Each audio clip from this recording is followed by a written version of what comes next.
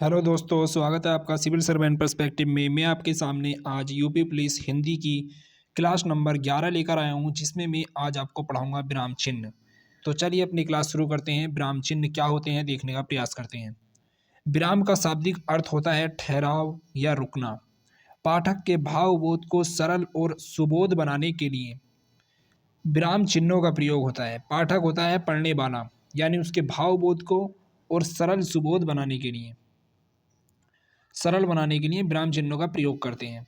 विराम चिन्ह वाक्य के पद, वाक्यांश और खंड वाक्य के पारस्परिक संबंध सूचित करने के अतिरिक्त उनके अर्थों को विधिवत स्पष्ट करते हैं। विचारों और भावों को स्पष्ट करने के लिए जिन चिन्हों का प्रयोग वाक्य के बीच या अंत में किया जाता है, यानी विचारों और भावों को स्पष्ट करने के लिए जिन चिन्हों का प्रयोग हम वाक्य के बीच में या अंत में करते हैं, उसे क्या कहते हैं? विराम चिन्ह कहते हैं। हिंदी में प्रचलित विराम चिन्ह का प्रयोग निम्नलिखित है।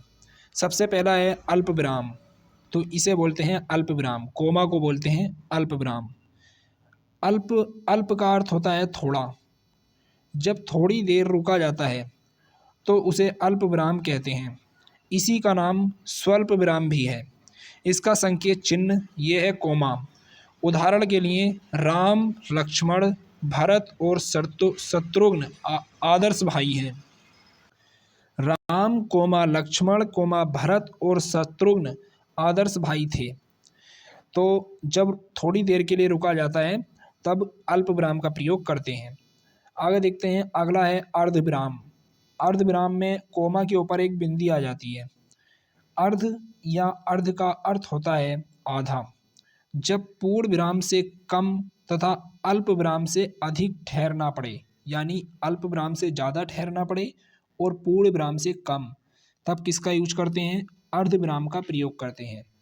इसका संकेत अल्प विराम के ऊपर बिंदु लगाकर किया जाता है। अल्प विराम के ऊपर क्या लगाया इन्होंने? बिंदु लगाया। उदाहरणार्थ यानी उदाहरण, सूर्य चमक रहा था, लुएं चल रही थी, मोहन यात्रा पर बढ़ता जा रहा था। यानी सूर्य चमक रहा था, हमारी वाक्य अभी पूरा नहीं हुआ है, हम बता रहे हैं। उससे पहले ही हमने क्या लगा दिया इसमें लगा दिया अर्ध विराम। लुएं चल रही थी, अभी वाक्य अभी भी पूरा नहीं हुई है, अभी बात पूरी नहीं हुई है, तो लगा दिया अल्प विराम। लुएं चल रही थी, मोहन यात्रा पर बढ़ता जा रहा था। पूर्ण विराम देखते हैं। ये होता है पूर्ण विराम, एक डंडा खींच देते हैं लास्ट में। विचार के तंतु जहाँ पूर्ण रूप से विराम ले लें, वहाँ पूर्ण विराम होता है। इसका संकेत चिन्ह खड़ी रेखा है। खड़ी रेखा, जैसे हिंदी हमारी राष्ट्रभाषा है, तो यहाँ पर विचार पूरा हो गया। हिंदी हमारी राष्ट्रभाषा है, तो यहाँ पर पूर्ण विराम लगा दिया। अगला है प्रश्नवाचक चिन्ह, क्वेश्चन मार्क। प्रश्नवाचक चिन्ह का प्रयोग प्रश्न सूचक वाक्यों के अंत में पूर्ण विराम के स्थान पर किया जाता है। इसका संकेतक क्वेश्चन मार्क यह दिखाई गई रेखा है। जैसे कितने व्यक्ति आ रहे हैं, तो उसने क्वेश्चन पूछा कितने व्यक्ति आ रहे हैं, तो यहाँ पर क्वेश्चन मार्क आएगा। आगे देखते हैं। श्री कामता प्रसाद गुरु ने विराम चिन्ह 20 बताए हैं। किसने? श्री कामता प्रसाद गुरु ने विराम चिन्ह कितने बताए हैं? 20। ये कौन कौन से हैं? इनके अंग्रेजी में भी नाम लिखे हुए हैं। जैसे अल्प विराम, इसे इंग्लिश में बोलते हैं कोमा, ये कोमा है। अर्ध विराम सेमी कोलन अर्ध विराम। पूर्ण विराम फुल स्टॉप। प्रश्नवाचक चिन्ह मार्क ऑफ इंट्रोगेशन। पूर्ण विराम को इंग्लिश में फुल स्टॉप लगाते हैं केवल बिंदी से, इस प्रकार लगाते हैं केवल बिंदी से। लेकिन हिंदी में पूर्ण विराम लगाते हैं एक सीधी रेखा।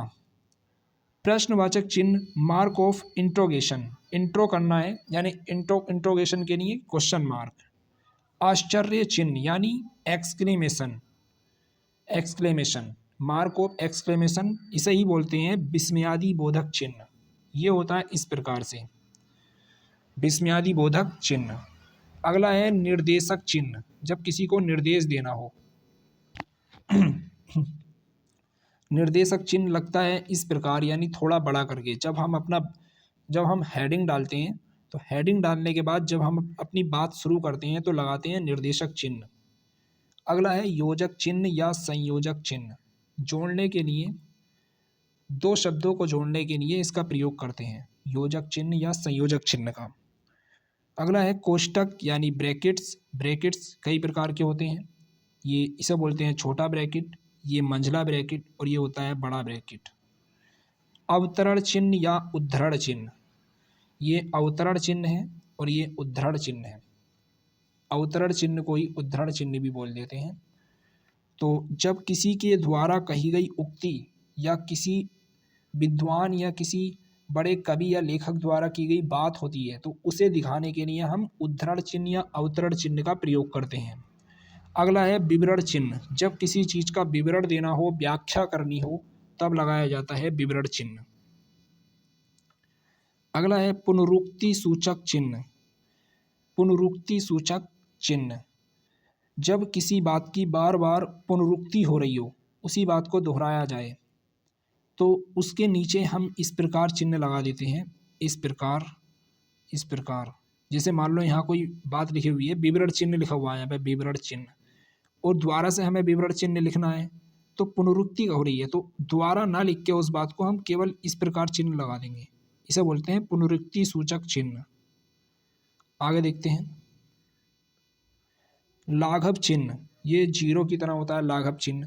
जैसे कोई किसी बात को, किसी शब्द को हमें शॉर्ट में बताना है, जैसे डॉक्टर, प्रोफेसर, तो उसमें लगता है ये लाघव चिन्ह का प्रयोग कर देते हैं इस प्रकार, जैसे डॉक्टर, इस प्रकार ये जो लगा लास्ट में इसे बोलते हैं लाघव चिन्ह, जीरो जो बना लाघव चिन्ह।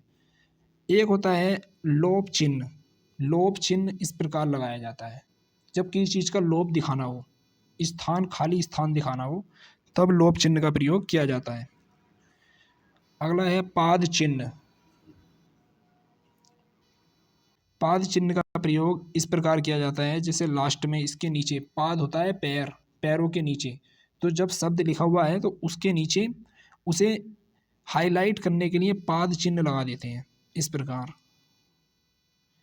अगला है दीर्घ उच्चारण चिन्ह। दीर्घ उच्चारण, उच्चारण करते हैं अपने जीभ से और मुंह से, तो जब किसी बात को हमें देर तक खींचना हो, किसी शब्द को या किसी वर्ड को देर तक खींचना है, तो इस प्रकार का चिन्ह लगाया जाता है। जैसे ओम लिखते हैं, ओम, तो जैसे ओम लिखते हैं तो ये यहाँ पर क्या लगा, उच्चारण चिन्ह का प्रयोग करेंगे, दीर्घ उच्चारण चिन्ह। जैसे ये बना हुआ है इस प्रकार से, ये, तो ये तो ओम नहीं है, ये इस प्रकार बनेगा, ये सही है, ये वाला सही है। इसी प्रकार आगे देखते हैं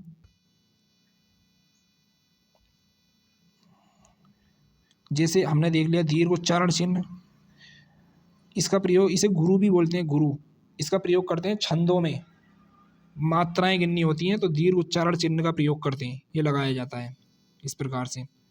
ये दो में इसकी गिनती दो मात्राओं में होती है, दो मात्राओं में इसकी गिनती होती है दीर्घ उच्चारण चिन्ह में। अगला है पाद चिन्ह। पाद चिन्ह बोलते हैं इस प्रकार, ये जो लगा दिया इसे बोलते हैं पाद चिन्ह। हंस पद त्रुटि बोधक चिन्ह, ये है हंस पद त्रुटि बोधक। अगर मान लो हमारा कोई वाक्य लिखते हुए कोई शब्द छूट गया, तो उस वाक्य को पूरा करने के लिए हम, जैसे वाक्य लिखा हुआ है इस प्रकार, हमारा वो वाक्य है, यहाँ पर कोई शब्द छूट गया, एक मिनट,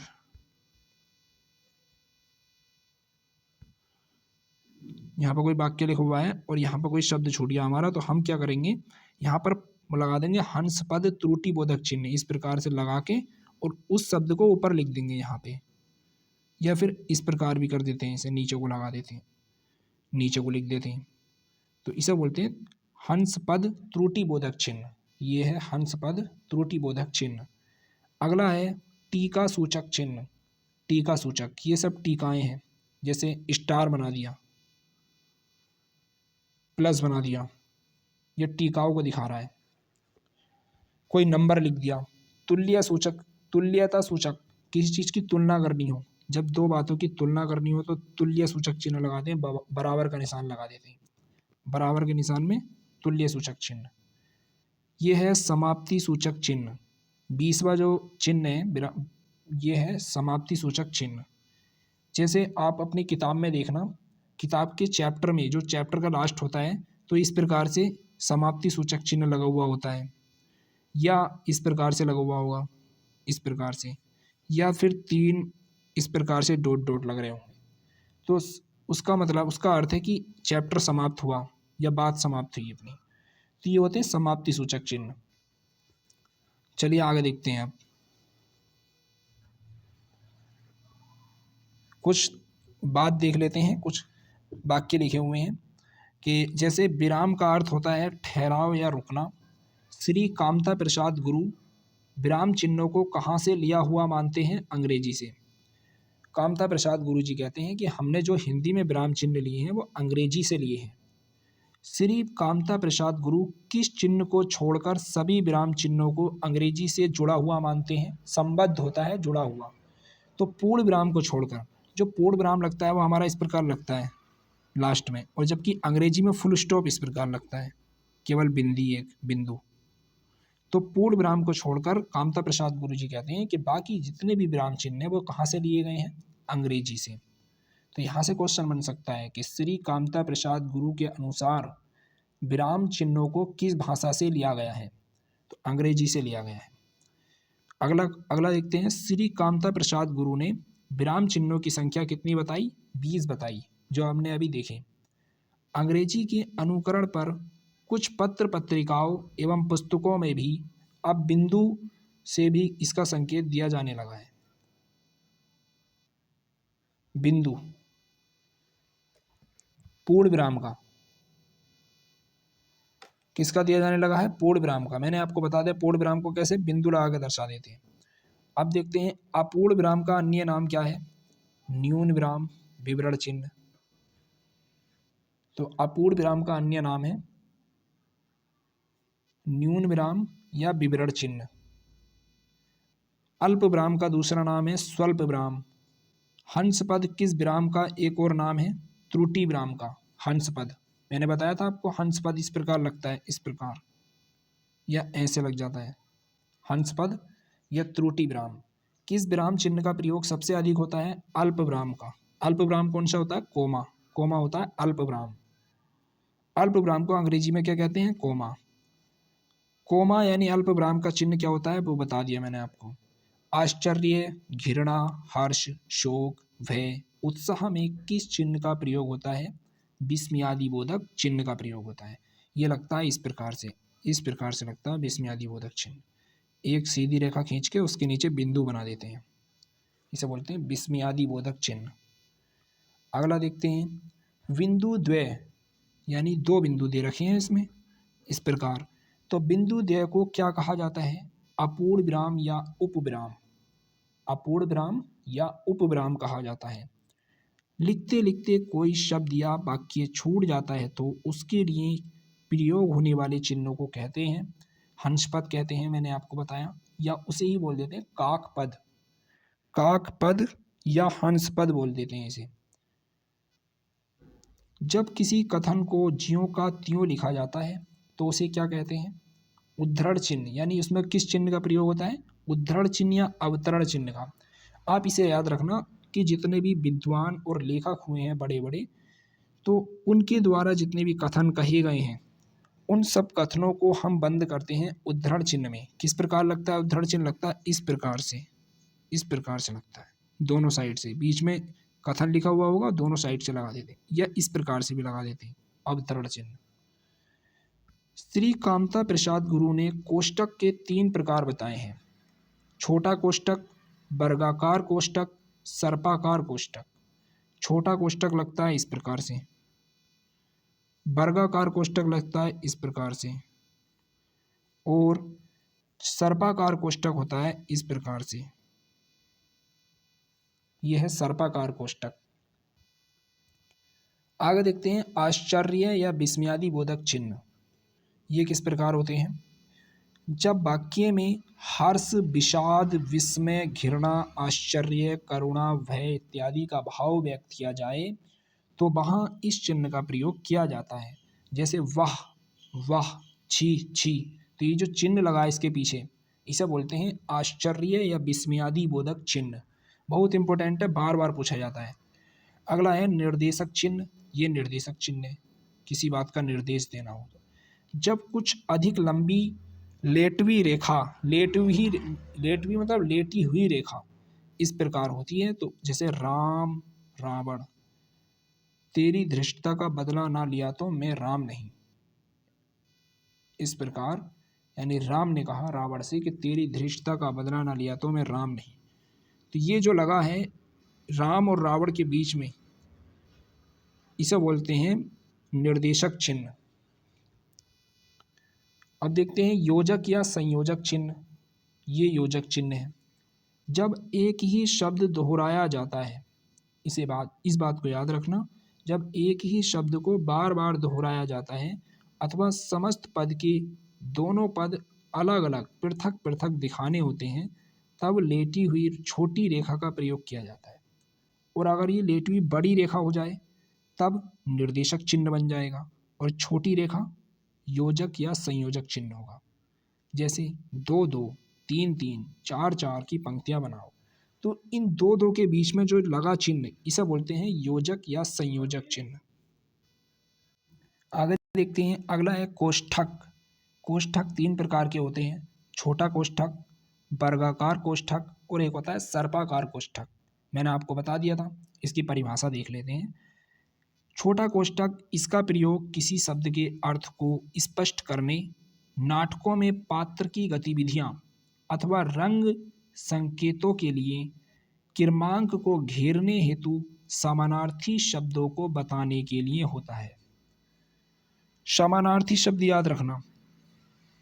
तो समानार्थी शब्दों को बताने के लिए किसका प्रयोग करते हैं? कोष्ठक का। जैसे सत ऋतु इंद्र की सभा में सभी देवता उपस्थित यानी हाजिर थे। तो उपस्थित और हाजिर समानार्थी शब्द हैं, दोनों का अर्थ एक ही है, उपस्थित होना या हाजिर होना। तो हमने हाजिर को, जैसे उपस्थित किसी को समझ में नहीं आ रहा तो उसका अर्थ आसान करने के लिए हाजिर को छोटे कोष्ठक में बंद कर दिया, इसे बोलते हैं छोटा कोष्ठक। कोष्ठक के 2 और भेद होते हैं, जैसे वर्गाकार कोष्ठक, भूल सुधारने अथवा शब्द में किसी त्रुटि को सही दिखाने के लिए इसका प्रयोग किया जाता है। यह कोष्ठक को घेरने का काम भी करता है। तो इसे याद रखना, भूल सुधारने के लिए, भूल सुधारने अथवा किसी त्रुटि की कोई गड़बड़ी यानी कोई गलती हो गई है उसको सही दिखाने के लिए इसका प्रयोग किया जाता है। यह कोष्ठक को घेरने का काम भी करता है। जैसे अनुवादित, तो अनुदित, अब अनुवादित को हमने उसे सही लिखा तो अनुदित कर दिया। अगर हमारा शब्द गलत लिखा गया, उसे सही करना है तो हम वर्गाकार कोष्ठक का प्रयोग कर सकते हैं। जैसे अनुदित, अनुवादित को अनुदित लिखेंगे। ग्रंथ, भूल सुधार, यानी ये तो वाक्य हो गया ना, अनुवादित ग्रंथ या अनुदित ग्रंथ, और भूल सुधार में इसका प्रयोग करते हैं वर्गाकार कोष्ठक का। अगला है सर्पाकार कोष्ठक, सांप के आकार का, ऐसे लहराता हुआ। इसका उपयोग वाक्य में ऐसे शब्दों को मिलाने से होता है जो अलग पंक्ति में लिखे जाते हैं तथा जिनका संबंध किसी एक साधारण पद से होता है। जैसे आर्द्रपन, आर्द्रभाव, गीलापन।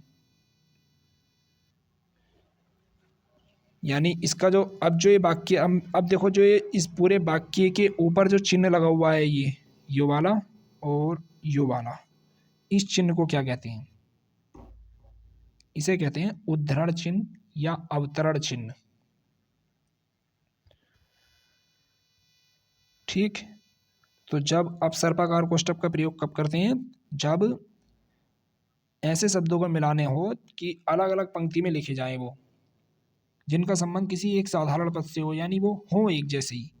जैसे आर्द्रपन, आर्द्रभाव, गीलापन है, इनका अर्थ एक ही है, यानी अलग अलग पंक्ति में लिखे जा रहे हैं लेकिन अर्थ एक ही है, तो इसका प्रयोग करेंगे सर्पाकार कोष्ठक का।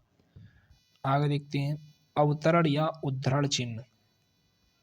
अवतरण या उद्धरण चिन्ह, जब किसी कथन को ज्यों का त्यों उद्धृत किया जाता है, यानी जैसा कथन बोला गया वैसे ही हमें लिखना है, तो उस कथन के दोनों ओर इसका प्रयोग किया जाता है। दोनों ओर। इस चिन्ह को दो रूप, इस चिन्ह के भी दो रूप होते हैं।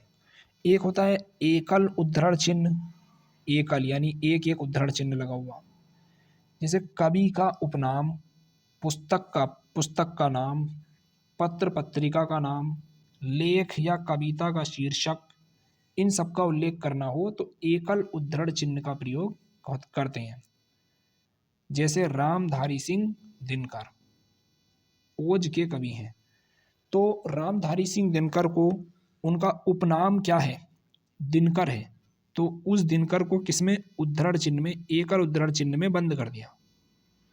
इस बात का ध्यान रखना कि एकल उद्धरण चिन्ह एक लगता है नीचे से और एक लगता है ऊपर से, एक इस प्रकार लगता है और एक लगता है इस प्रकार। अगला देखते हैं दोहरा युगल उद्धरण चिन्ह। दोहरा युगल उद्धरण चिन्ह किसी व्यक्ति या विद्वान तथा पुस्तक के अवतरण या वाक्य को, यानी विद्वान या पुस्तक के अवतरण को या वाक्य को ज्यों का त्यों उद्धृत किया जाए तो वहाँ दोहरा उद्धरण चिन्ह का प्रयोग किया जाता है। अब इस बात का ध्यान रखना, दोहरे में और एकल में।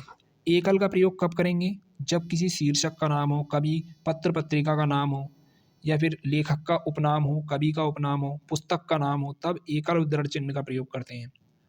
और दोहरा युगल चिन्ह या दोहरा उद्धरण चिन्ह का प्रयोग कब करते हैं, जब करते हैं जब किसी विद्वान या पुस्तक के अवतरण या वाक्य को ऐसा का ऐसी सेम टू सेम उतार दिया जाए। जैसे स्वतंत्रता हमारा जन्म सिद्ध अधिकार है, किसका वक्तव्य है ये कहा था बाल गंगाधर तिलक ने, तो इसे किसमें, दोहरे उद्धरण चिन्ह में बंद कर दिया। अगला है विवरण आदेश चिन्ह, विवरण देना है। इस चिन्ह का प्रयोग वाक्यांश में जानकारी, सूचना या निर्देश आदि को दर्शाने या विवरण देने के लिए किया जाता है। जैसे कृपया निम्नलिखित नियमों का पालन करें, तो पालन करें के आगे जो ये चिन्ह लग रहा है तो निर्देश दे रहा है ये कि पालन करें, सूचना दे रहा है, तो इसमें विवरण चिन्ह का इस प्रकार प्रयोग होगा। उत्तर प्रदेश में आम की कई किस्में पाई जाती हैं जो निम्न हैं। अब जानकारी देगा नीचे, तो जो जानकारी दे रहा है तो इसके लिए इसका प्रयोग करेंगे, विवरण या आदेश चिन्ह का प्रयोग करेंगे। अगला है पुनरुक्ति सूचक चिन्ह, पुनरुक्ति सूचक चिन्ह। अब देखो इसमें कंफ्यूजन मत हो जाना उद्धरण चिन्ह में और पुनरुक्ति सूचक में, क्योंकि उद्धरण चिन्ह जो लगता है वो इस प्रकार लगता है, दोहरा उद्धरण चिन्ह और बीच में लिखा हुआ होता है वाक्य। एकल उद्धरण चिन्ह लगेगा इस प्रकार और बीच में लिखा हुआ होगा किसी शीर्षक या पत्र पत्रिका का नाम या पुस्तक का नाम। और ये है पुनरुक्ति सूचक चिन्ह। इसका प्रयोग कब करेंगे, जैसे किसी बात को दोहराना हो, एक ही बात को बार बार लिखने से बचने के लिए, यानी कोई एक बात है, एक ही शब्द या एक ही बात को बार बार लिखने से बचने के लिए, इस चिन्ह का प्रयोग किया जाता है। जैसे वस्तु का नाम दे रखा है एक तरफ वजन, जैसे सब्जी 5 किलो, आटा 5 किलो, चावल 5 किलो, दाल 5 किलो। जब सब 5-5 किलो है तो 5 किलो बार बार कहने की ज़रूरत नहीं है, पुनरुक्ति मत करो, उसके लिए पुनरुक्ति सूचक चिन्ह का प्रयोग कर लो। ये 5 के आगे नीचे सेम, किलो के आगे भी नीचे सेम, 5 के आगे फिर किलो के आगे, वैसे ही आगे है लाघव चिन्ह। इसका चिन्ह शून्य होता है, जैसे ए, बे, ये, यो, अल्प बचत योजना। ये किसी योजना का नाम लिखा हुआ है, उसे इसने शॉर्ट में लिख दिया, ये इसी का नाम है अल्प बचत योजना। तो अल्प बचत योजना को इसने लाघव चिन्ह के जरिए इस प्रकार छोटा कर दिया, अल्प बचत योजना। आगे देखते हैं लोप चिन्ह। लोप चिन्ह इस प्रकार इसका प्रयोग करते हैं, जब वाक्य में कुछ बातें छोड़कर आगे की बात लिखना हो तब लोप चिन्ह का प्रयोग होता है। जैसे रघुकुल रीति पर वचन ना जाई, तो इस बात को भरना होता है। तो उस प्रकार से जैसे मान लो कोई बड़ा सा रघुकुल रीति वचन ना जाई, ये किसी का दोहा या किसी की पंक्ति लिखी हुई है, किसी विद्वान की या किसी कवि की, तो उस पंक्ति को पूरा ना लिख के, अब 4-5 लाइनों की भी हो सकती है वो पंक्ति, 10 लाइनों की भी हो सकती है, तो उसके शुरू के कुछ शब्द ले लिए, 2 शब्द, और अंत के लास्ट के 2 शब्द ले लिए, और बीच में डॉट डॉट डॉट डॉट कर दिया, इसे बोलते हैं लोप चिन्ह। बीच का क्या कर दिया, लोप कर दिया। आगे देखते हैं पाद चिन्ह या रेखांकित चिन्ह। पाद चिन्ह जैसे ये पाद चिन्ह है, वाक्य में महत्वपूर्ण शब्दों को इंगित करने के लिए इसका प्रयोग किया जाता है, यानी हाईलाइट करने के लिए इसका प्रयोग करते हैं। जैसे गोदान प्रेमचंद का प्रसिद्ध उपन्यास है, तो गोदान को इसने हाईलाइट करा, उसके नीचे किसका यूज करा, पाद चिन्ह का, ये पाद चिन्ह का यूज करा। उसके पाद मतलब पैर में। दीर्घोच्चारण चिन्ह मैंने आपको बता दिया, जिसे अवग्रह, इसे क्या कहते हैं, अवग्रह चिन्ह भी कहते हैं। इसे याद रखना कि दीर्घ उच्चारण चिन्ह को अवग्रह चिन्ह भी कहते हैं। हिंदी में लुप्त स्वरों के उच्चारण में इसका प्रयोग होता है, जैसे नहीं तुम मत आना। अब नहीं को बहुत देर तक खींच रहे हैं, नहीं तुम मत आना, तो यहाँ पे इस प्रकार इसे लगा के दिखा देंगे। दीर्घ उच्चारण, देर तक उच्चारण करना है। हे राम, हे प्रभु, तो राम, राम को खींच दिया खूब, राम, तो यहाँ पे किसका, दीर्घ उच्चारण कर दिया राम का, तो राम यहाँ पे किस चिन्ह का प्रयोग होगा, दीर्घ उच्चारण चिन्ह का। आगे देखते हैं पाद बिंदु, इसको नुक्ता चिन्ह भी कहते हैं। पाद बिंदु यह अरबी फारसी में चलता है, इसका ध्यान रखना, वेरी इंपॉर्टेंट है कि पाद बिंदु का प्रयोग किस में करते हैं, अरबी और फारसी में। इसे नुक्ता चिन्ह भी कहते हैं। जैसे यह का, ह, ज, फ वाले अक्षरों में लगता है। अब हिंदी में इस चिन्ह का चलन समाप्त हो गया है। इसका उदाहरण है, जैसे अरबी या फारसी शब्दों में इसका प्रयोग होगा। जैसे हिंदी में अगर हम इसे बोलें बिना चिन्ह लगाए, किस्मत बोला जाएगा, किस्मत। अब इसे बोले किस्मत, किस्मत, तो यहाँ पे किस्मत, ज़मीन, खौफ, गज़ल, ये सब कैसे शब्द हैं, अरबी और फारसी के शब्द हैं, तो इनमें प्रयोग हुआ पाद चिन्ह का। अगला है हंस पद या त्रुटि बोधक चिन्ह। जब कई बार लिखते लिखते कोई अक्षर या पद छूट जाता है, तब इसका प्रयोग करते हैं। नीचे इसका प्रयोग चिन्ह दिखाकर किया जाता है, नीचे या ऊपर कर सकते हैं इसका प्रयोग। जैसे इसे काक पद भी कहते हैं, काक पद भी कहते हैं, हंस पद या त्रुटि पद को, त्रुटि बोधक चिन्ह काक पद, इसे याद रखना, इसे काक पद भी कहा जाता है। जैसे रामचरितमानस रचयिता तुलसीदास हैं, तो क्या छूट गया, के छूट गया, तो यहाँ पर चिन्ह लगाएंगे ऊपर और लिख देंगे के, तो यहाँ पर हमने किसका प्रयोग करा, कागपद का प्रयोग करा, कागपद का, हंसपद त्रुटिबोधक चिन्ह का। अगला है टीका सूचक चिन्ह, टीकाओं का प्रयोग होता है इसमें, ये सब टीके लगा दिए, स्टार बना दिया, प्लस बना दिया। पृष्ठ के नीचे अथवा हाशिए में कोई सूचना देने के लिए अथवा शोध ग्रंथों में टिप्पणियों के लिए इस चिन्ह का प्रयोग किया जाता है। सूचना देनी है कि इस चीज़ की, तब इसका टीका टिप्पणियों में। तुल्यता सूचक चिन्ह, तुलना होगी जब दो पदों में अर्थबोध की समता दिखाई जाती है, या तुल्यता सूचक चिन्ह का प्रयोग करते हैं। जैसे शुभ अच्छा, अशुभ बुरा, यानी ये एक ही मतलब है, दोनों का अर्थ एक ही होगा। जैसे शुभ अच्छा, हिम आल्य, हिमालय बराबर हिमालय, तो यहाँ पे किसका प्रयोग करेंगे, तुल्यता सूचक शब्द का। अगला है समाप्ति सूचक चिन्ह, समाप्ति सूचक चिन्ह किसी भी विवरण, अनुच्छेद या लेख आदि की समाप्ति की सूचना देने के लिए समाप्ति सूचक चिन्ह का प्रयोग किया जाता है। ये इस प्रकार लगे होते हैं किसी किताब के अंत में या पाठ के अंत में लगे होते हैं। नोट, उपविराम या अपूर्ण विराम, ये लगता है अपूर्ण विराम, इसे श्री कामता प्रसाद गुरु विसर्ग के समकक्ष बताकर मान्यता न देने की बात करते हैं। कामता प्रसाद गुरु जी कहते हैं कि ये तो विसर्ग है, ये चिन्ह कहाँ है। तो उपविराम अपूर्ण विराम भी होता है, इसे याद रखना, ये जो दो नुक्ते लगे हुए हैं। अब ये कुछ क्वेश्चन देख लेते हैं। जैसे पहला क्वेश्चन है इसमें, निम्नलिखित वाक्यों में से कौन सा वाक्य विराम चिन्ह की दृष्टि से शुद्ध है। इसमें देखना है, क्रोध, क्रोध चाहे जैसा भी हो मनुष्य को दुर्बल बनाता है। तो यहाँ पर जैसे आगे है, अगला अगला जो ऑप्शन नंबर बी है, क्रोध चाहे जैसा भी हो मनुष्य को दुर्बल बनाता है। तो यहाँ पे क्रोध, चलो ये बात तो समझ में आती है, क्रोध यहाँ पर विस्मयादि बोधक चिन्ह आएगा, ठीक है। जैसा भी हो, अब इसने पूर्ण विराम पहले ही यूज कर लिया, यहाँ पे पूर्ण विराम लगा दिया, ये गलत है। यहाँ पर भी पूर्ण विराम पहले ही लगा दिया। पूर्ण विराम का बीच में क्या मतलब है, ये भी पूर्ण विराम बीच में लगा दिया। तो इसका जो सही आंसर हो जाएगा वो हो जाएगा ऑप्शन नंबर सी, क्रोध। यानी पहले तो आगे क्रोध अल्प विराम लगा दिया, चाहे जैसा भी हो फिर अल्प विराम, मनुष्य को दुर्बल बनाता है। यहाँ पर ये सही होगा ऑप्शन नंबर सी। दिए गए रिक्त स्थान पर उचित चिन्ह, जैसे आहा कितना सुंदर पुष्प खिला है, किसका यूज करेंगे, तो विस्मयादि बोधक चिन्ह का इसका प्रयोग करेंगे। उपविराम का चिन्ह है, उपविराम ये होता है, और कामता प्रसाद गुरु जी ने इसे चिन्ह मानने से इनकार कर दिया, उन्होंने कहा है तो विसर्ग है। इसमें अल्प विराम चिन्ह कौन सा है, अल्प विराम option number C. Shri Kamta Prasad Guru ने विराम चिन्हों को किस भाषा से लिया हुआ माना है, अंग्रेजी भाषा से। आगे देखते हैं, समाप्ति सूचक चिन्ह के लिए किसका प्रयोग करते हैं, समाप्त होने पर ऑप्शन नंबर डी इस प्रकार लगाते हैं, आप कौन हैं, इस वाक्य में उचित विराम चिन्ह का प्रयोग करें।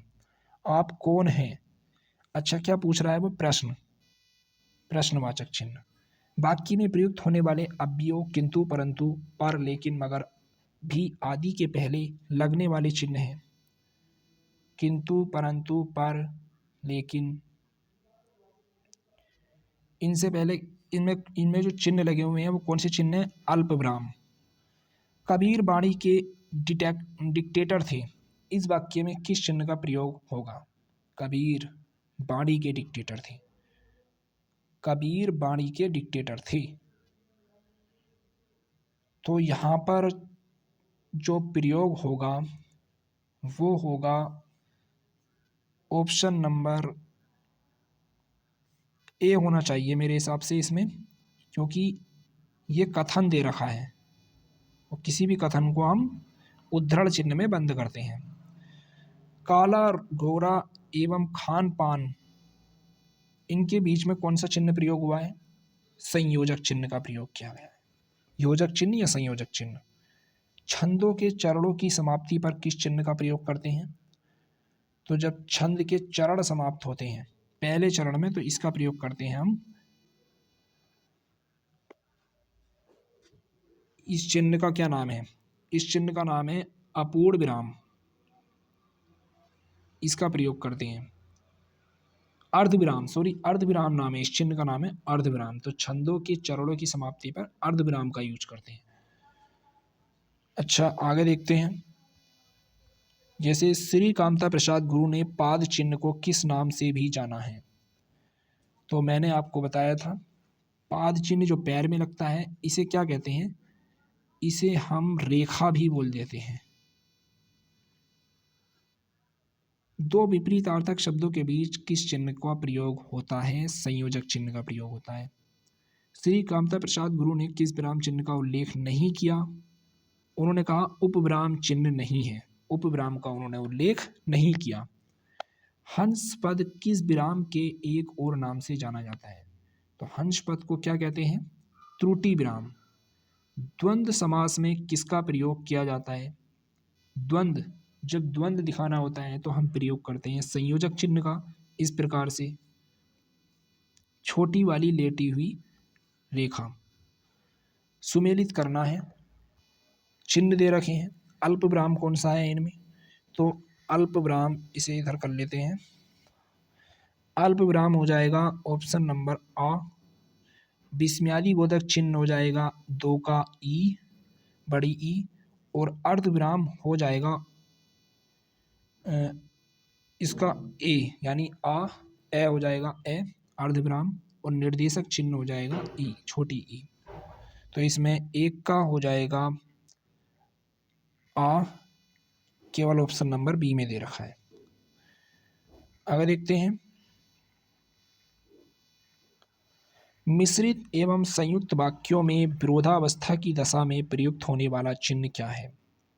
विरोधावस्था की दशा में हम प्रयोग करते हैं संयोजक चिन्ह का। पर परिमाणवाचक और रीतिवाचक क्रिया विशेषण में कौन सा चिन्ह प्रयोग होता है?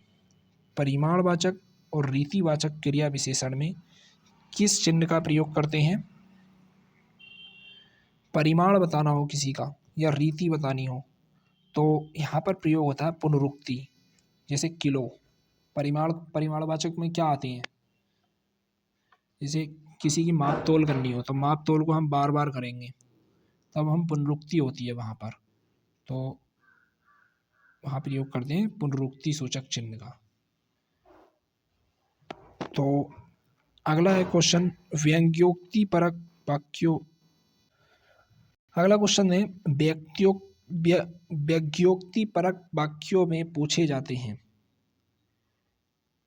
यानी वाक्यों में क्या पूछे जाते हैं?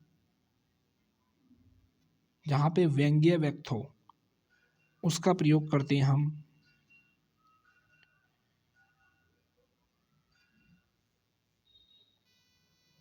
प्रश्नवाचक चिन्ह का। अगला क्वेश्चन देखते हैं, अपने से बड़ों को संबोधित करने में जिस चिन्ह का प्रयोग किया जाता है वो क्या है? विस्मयादि बोधक चिन्ह।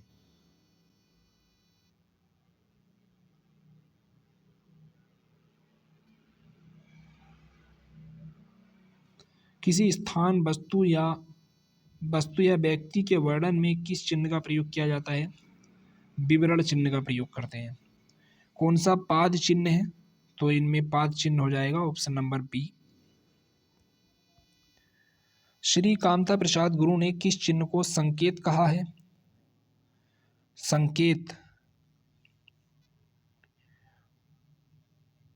लोप चिन्ह, समाप्ति चिन्ह, लाघव चिन्ह या हंसपद चिन्ह। तो सी को कहा था, यानी समाप्ति चिन्ह। जो चिन्ह बनाए जाते हैं संकेत बना दिए जाते हैं। उद्धरण चिन्ह के कितने रूप हैं? दो रूप हैं, एक एकल उद्धरण चिन्ह और एक युगल उद्धरण चिन्ह। महत्वपूर्ण कथन, कहावत, संधि आदि को उद्धत करने के लिए किस उद्धरण चिन्ह का प्रयोग होता है? तो कथन कहावत कहनी है ऑप्शन नंबर ए। संयोजक चिन्ह का एक नाम है, क्या नाम है संयोजक चिन्ह का? अवतरण, कोष्टक, सामासिक। इसे सामासिक चिन्ह भी बोलते हैं। श्री कामता प्रसाद गुरु ने किस चिन्ह को विसर्ग के समकक्ष बताया? Option number D. जिन पदों के दोनों खंड प्रधान हो और जिनमें और अनुक्त या लुप्त हो वहाँ कौन से चिन्ह का प्रयोग होता है? योजक चिन्ह का प्रयोग होता है। श्री कामता प्रसाद गुरु जी ने विराम चिन्हों की संख्या कितनी बताई? 20। उपवाक्यों के पूर्व और पश्चात कौन सा विराम लगता है? उपवाक्य या किसी के उपवाक्य हों तब उनमें से कौन सा विराम चिन्ह का प्रयोग होता है? पूर्ण विराम, अल्प विराम, अर्ध विराम या इनमें से कोई नहीं। तो किसी के उपवाक्य हों उसके लिए प्रयोग करते हैं इनमें से कोई नहीं, यानी उद्धरण चिन्ह का प्रयोग होता है। इत्यादि संकेतक चिन्ह है। इत्यादि संकेतक चिन्ह कौन सा है इनमें? ये तो विस्मयादि बोधक है। इसमें होगा ऑप्शन नंबर सी। निम्न में से किसका चिन्ह शून्य होता है? इसे देख लेना आप एक बार, ये थोड़ा नया है मेरे लिए भी। किसका चिन्ह शून्य होता है? शून्य किसका होता है? हंसपद, साम्यवादी, लाघव। तो लाघव चिन्ह का पद चिन्ह जो होता है वो शून्य की तरह बनता है। जब एक ही संज्ञा दो बार प्रयुक्त हो तब संज्ञाओं के बीच कौन सा चिन्ह लगता है? संयोजक चिन्ह।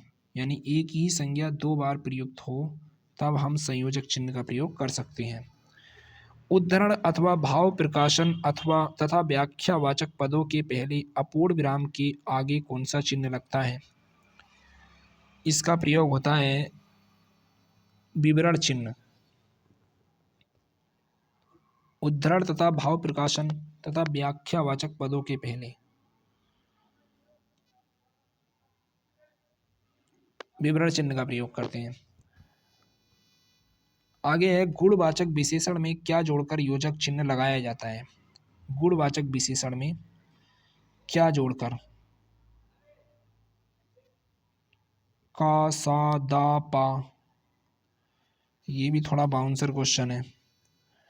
गुणवाचक विशेषण में क्या जोड़कर योजक चिन्ह लगाया जाता है, आप इसे देख लेना। दो प्रेरणार्थक क्रियाओं के बीच कौन सा चिन्ह लगाया जाता है। जब किसी को प्रेरणा देनी हो तब लगाते हैं उद्धरण चिन्ह।